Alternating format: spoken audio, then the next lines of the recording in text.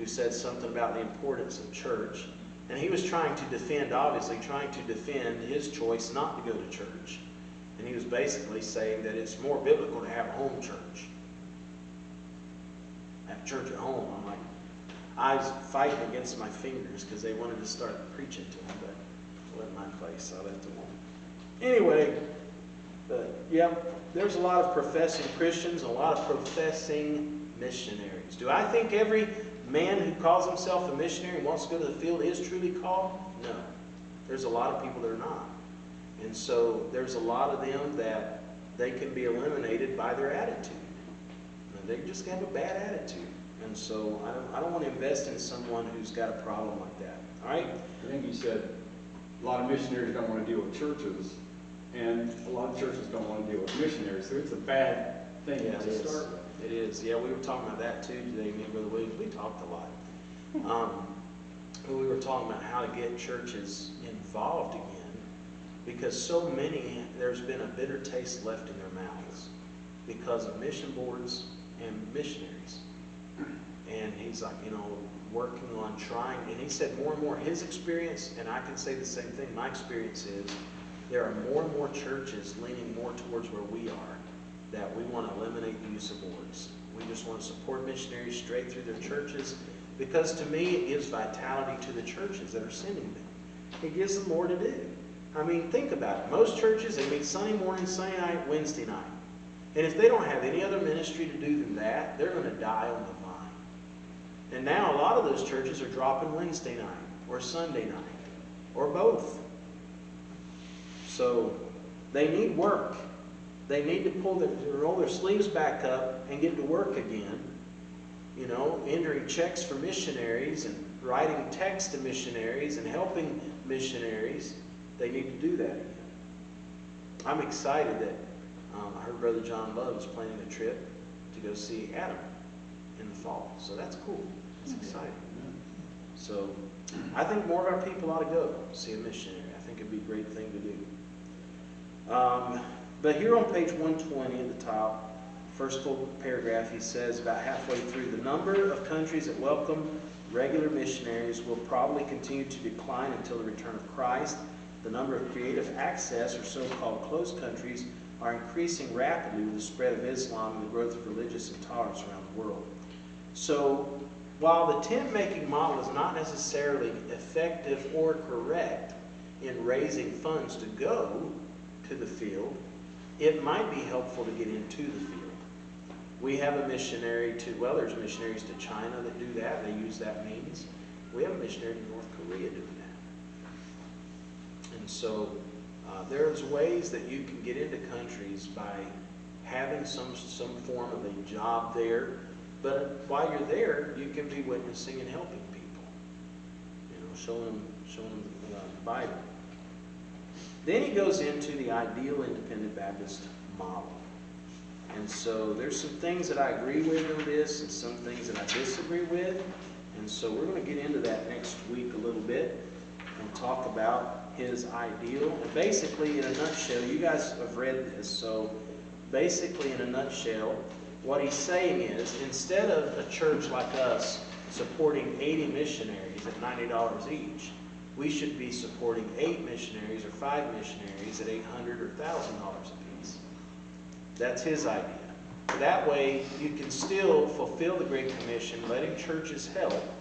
So basically, his idea is if every independent Baptist church only supported 4 or 5 missionaries for a greater amount, we would still all be involved in it. Okay? But I've got a lot of issues with this, and we'll talk about them later. But it's not a bad idea. It's not a terrible idea. It's a different idea. But I don't know if it would ever take hold. And one of the reasons is, and I was talking to Brother Mike Smith about this, because his feeling is the same. He said, I think most churches that are supporting 100 missionaries probably ought to drop about 75% of them. I said, really? He said, yeah. He said, I think it would be better if they're supporting 25 at a greater amount each one, and then they're going to have more likelihood to be involved in their life. He said, most churches that have 100 missionaries they're supporting don't know those missionaries. And in some cases, they're actually supporting deadbeats, people that don't do anything. And I know he's right.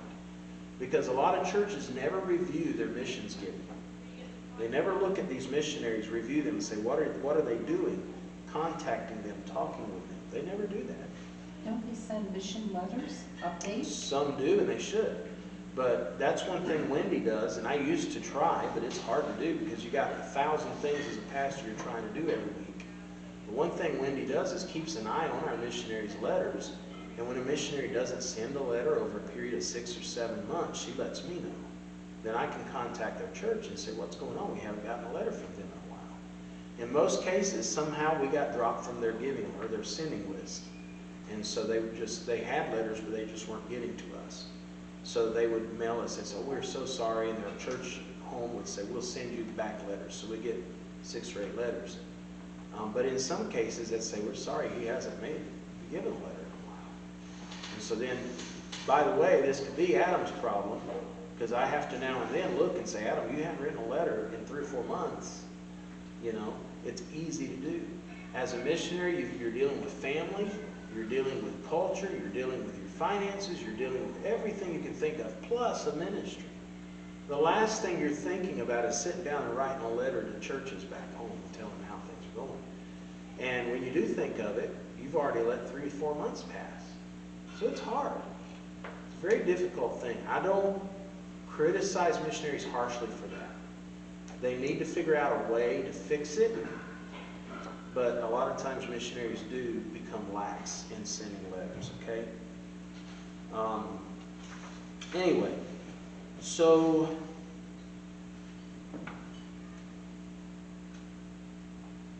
I'm not going to get into this yet because I know when I do, I'm going to want to talk. And I'm going to hold it and wait until next week. We've read, kind of his facts and figures on that. What, in your personal experience, just what you know from other churches, are there any churches that support as many as us for the amounts that we do? No. Okay. No. I mean, I wasn't putting us on a pedestal, but we No. For our size, it's an amazing thing that gets accomplished here.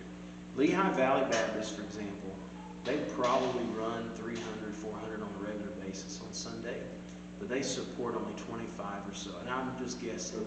I know they support a lot less, but they do it by design because they support every missionary for $200 a month, last I heard. So they supported both Adam and Alan. And my remembrance, when I was doing the checks, it was 200. They may have gone up, I don't know. So some churches that are larger are doing about the same, but they're supporting fewer missionaries for more money. But most of the churches that are doing it are a little bit bigger than by the way. For the size church we have, it's amazing to me. The general rule, the general principle when you talk about church operation is 80-20. You've always heard that. 80% of the people do 20% of the work. Okay? No, 20% of the people do 80% of the work. Is that how it goes? Yeah. So it's probably the same with giving. Giving to missions. Only 20% of people are giving. But I don't think that's the case, by the way. Now, I don't look at your giving records. I don't do that. I know pastors that do, but I don't. But I know this, people here give. And they give really well. And I have never had to, and I was just reading a meme yesterday saying something about 80% of pastors in America say they worry about finances. I don't. I worry about a lot of things, but that ain't one of them. And I pray to God and thank Him for it. Will there come a day that I have to? Maybe. I hope not. Maybe. But I think as long as God's people are doing what they're supposed to do and we are being careful and wise in what we do and the actions we take, I think we can continue on as we are for a long time. I think the comment you made a couple Sundays ago about you rarely have to preach on money. Yeah. Missions month is the only time you probably ever gets mentioned. Yeah. Maybe in passing, but there's no sermons on giving, are there? No. I've preached one message in 12 years here as pastor on tithing. One. And I basically preached that because I really liked the title. Writing about tithing. Ooh, that is catchy. So that's the only one I can find in my files that I've preached on tithing. Now, of course, it gets mentioned from time to time in a sort of off-topic, branch of another message. But to preach entirely on that subject just once, that's amazing. And honestly, I mean, God has been good to this church. We have always had a strong bank account.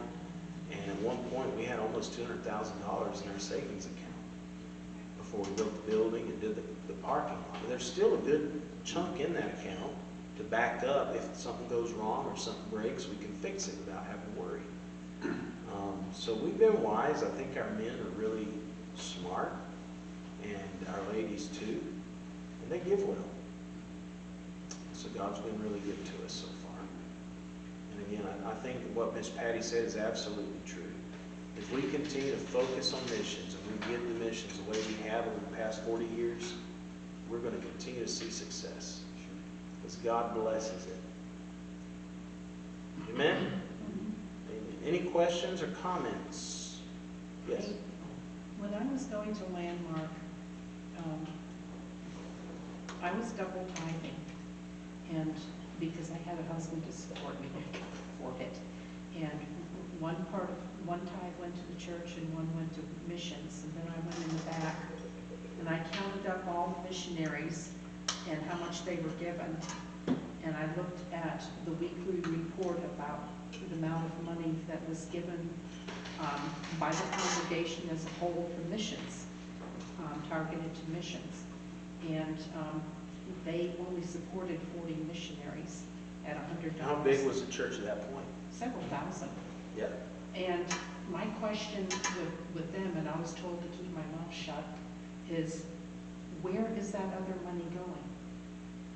Where is it going? I have no clue. And I got to the point, I said, I don't trust them. So I stopped giving my second tithe to the church because I didn't trust them. And I said, all right, I will just pick out some missionaries and I will send my tithe to them directly. Because then I know that they will get the money.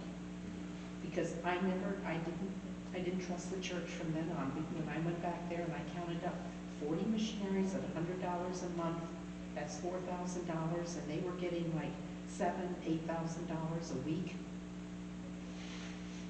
to go to missions. And I was told, keep your mouth shut. And I was thinking, where is that other $4,000 going? It's a good question. It's something that somebody in that church should have asked.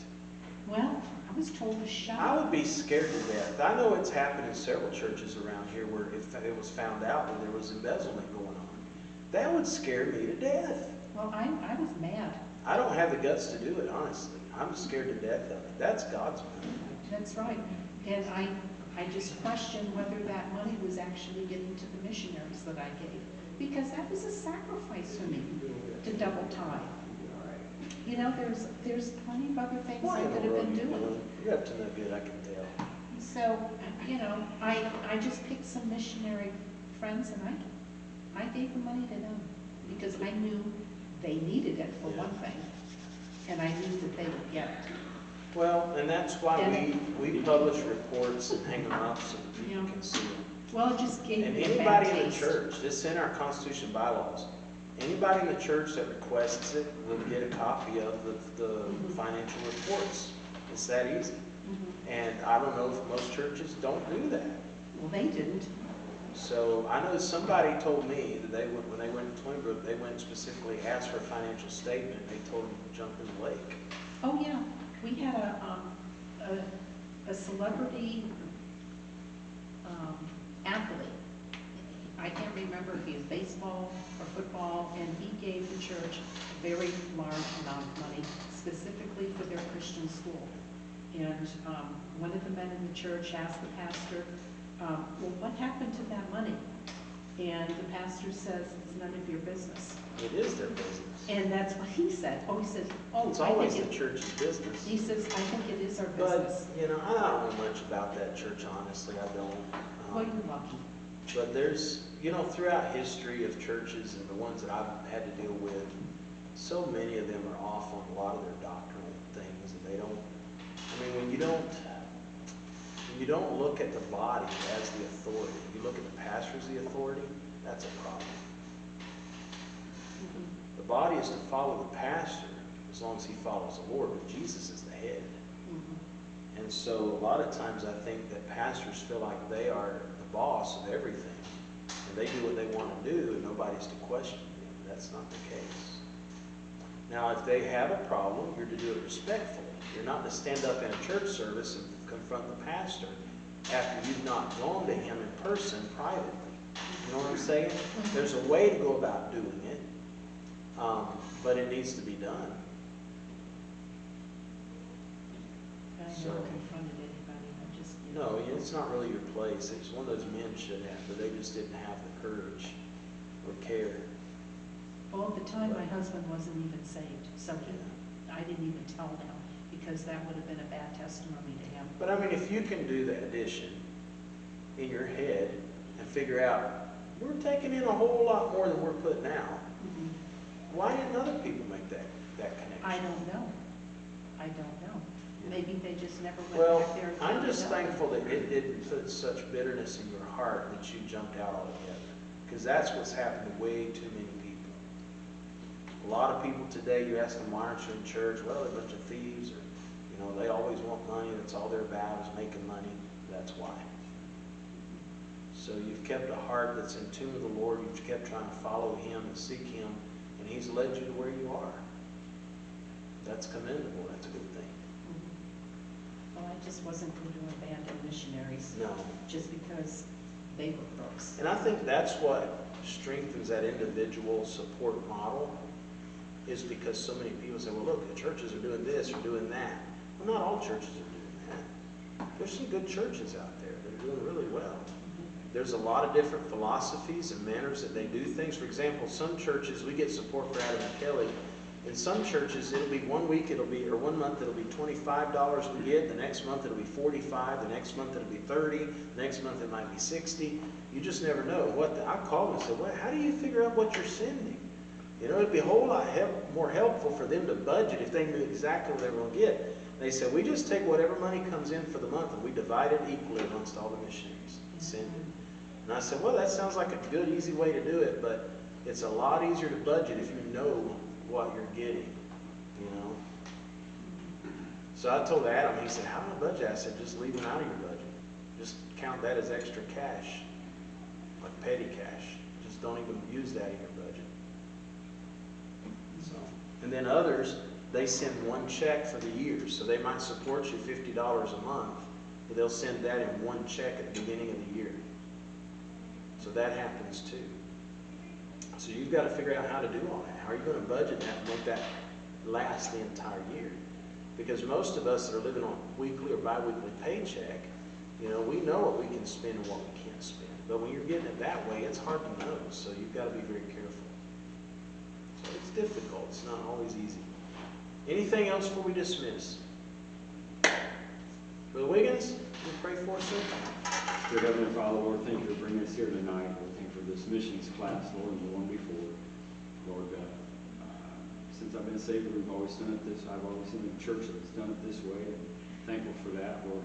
It is good to see the way that other models are, and why we don't believe that they're biblical and ours is. Lord, I pray that you bless everything that we do here. For we are, in my opinion, a tremendously mission-minded church, and I'm so thankful we are part of that. In Jesus' name I pray. Amen. See you later.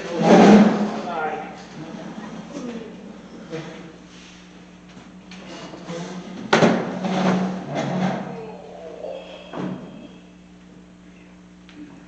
I'm beat. It's been a long day.